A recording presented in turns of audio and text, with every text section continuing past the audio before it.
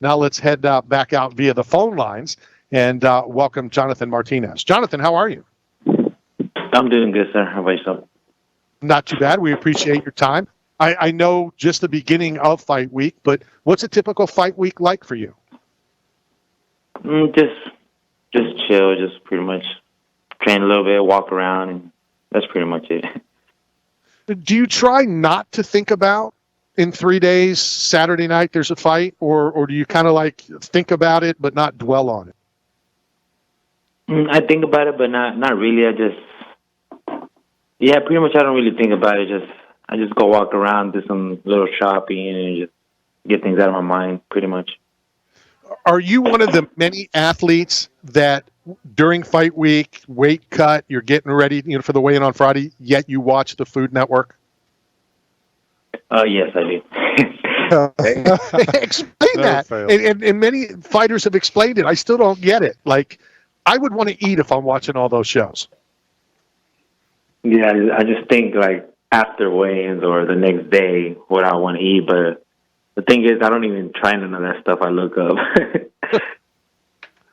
So Johnathan, my question is, obviously on your Instagram, you claim, you're from Los Angeles. That's, obviously where you're born and raised. But do you still consider it home? Because Randy here, he was actually born in Philadelphia for a day, back to Florida, so he's never lived a day in Philadelphia. Well, I have. It was about 6 weeks. But he always claims to be a brother from the brotherly love city. So is California your home and your heart? Yeah, it is. I moved to Texas when I was 14, but I usually go a lot to California. In a year, I pretty much go to 4 to 5 times. Nice. See? So, because if you're familiar with the Outcast, rap, duo, they say it's not where you're from, it's where you pay rent. So Randy here has been from Florida his entire life, but we're trying to convince him that he's not from Philadelphia. I'm from Philadelphia. Johnathan, where does the nickname Dragon come from? They actually gave it to me when I was in the 6th grade, I think. I used to dress like Dickies back in the day, and then my hair was slicked back, and I now have cauliflower, so back then I didn't really have cauliflower, so my ears were kind of like pointy.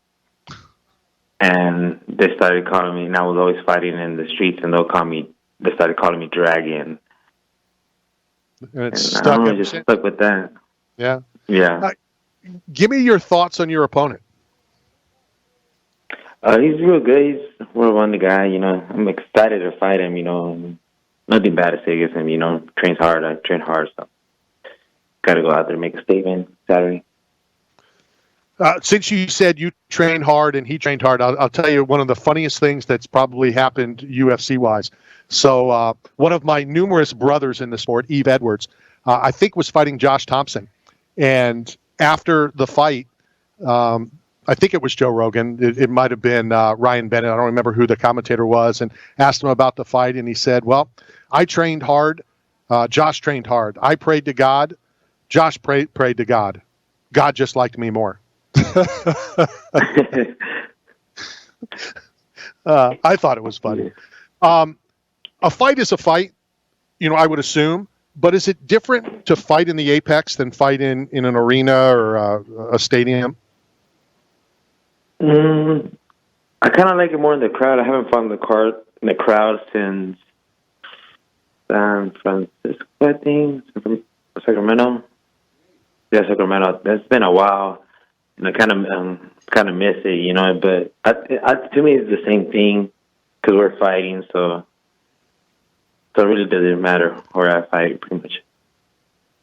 I personally like the Apex better, only because it's more intimate. You can hear better. You can hear corners talking, that kind of thing. Where obviously I was at T-Mobile last week. I mean, I couldn't hear the person next to me, not alone, what's kind of going in the octagon. So that's just my own personal. Do you collect anything or are you looking to collect anything? What do you mean?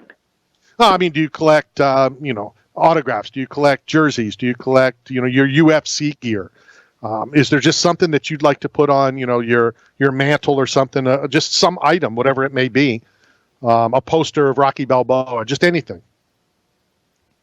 No, I usually collect like the posters. Like in my house, I have all the posters since when I'm in my debut all the way to now. So I just hang them up. Okay. What's the craziest, strangest, funniest thing that's ever happened in the middle of a fight that you were in?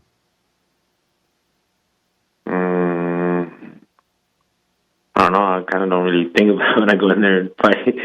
Just go do your thing. Well, there's been some crazy ones. We've been told that a fighter in the middle of a fight, his opponent said, "You know what? I'm done with this." And literally, he didn't quit the fight, but he pretty much quit the fight right then and there. Oh, damn. Some crazy stuff. Yeah. Yeah. What's going through your mind, and is it the same at every walkout as you're walking there? Are you thinking about something? Are you trying not to think about anything and just momentum is like walking you into the octagon? To me, the thing is, like, every time I go in there, I go real calm. It doesn't matter who I'm fighting. So I really don't really think much.